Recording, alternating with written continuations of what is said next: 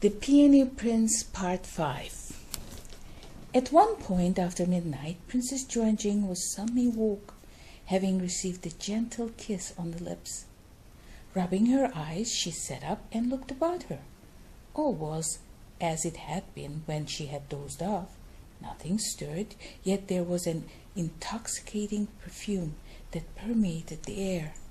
She smiled, looking at the peony in the vase, and reached out and gently ran her fingers over the petals.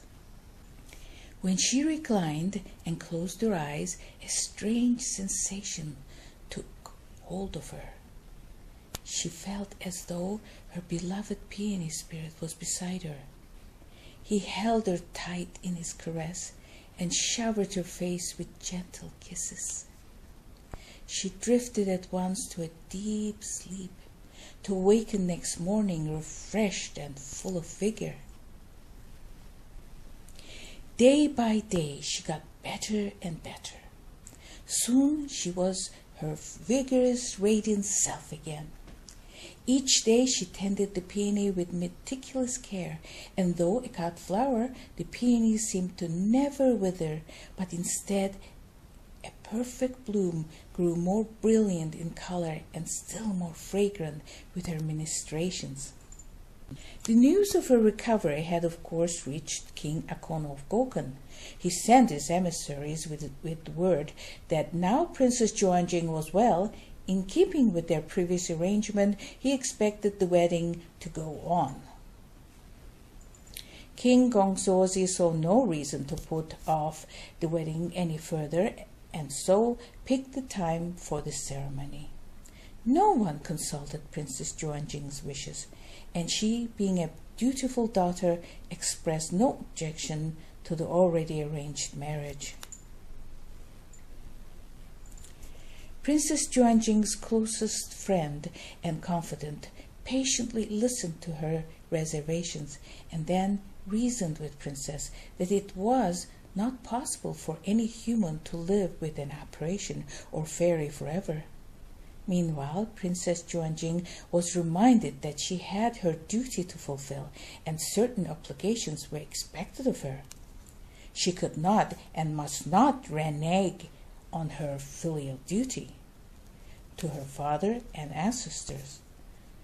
Lasting peace was ensured with this arrangement, and all would prosper. The prospective groom was handsome in his own right and had other attractive attributes, so how bad could it be? A month later, the King Akon of Gokon and his family, with much fanfare and rich gifts for the bride, arrived at the castle. On the appointed date, Princess Daro was married off to Princess Juanjing in an elaborate ceremony and festivities that lasted for weeks. But a curious thing happened on the wedding night, an occurrence that quickly became a closely guarded secret between Princess Juanjing and her attendants. In preparation for the wedding, Princess Juanjing insisted the peony and the vase be removed from her quarters that would henceforth serve as the matrimonial chamber and be placed in the adjoining room. In all the fanfare, few had paid attention to the flower after this. The morning after the marriage was consummated, the peony was found still in its vase, dead and withered. Princess Juanjing shed quite tears upon seeing this, but of course Prince Daro was never told. Later that afternoon, when she could get away, she visited the peony garden and squatted by the side of the pond, unfolded her silk handkerchief, removed the dead peony, and gently placed it in the water as she said her silent farewells.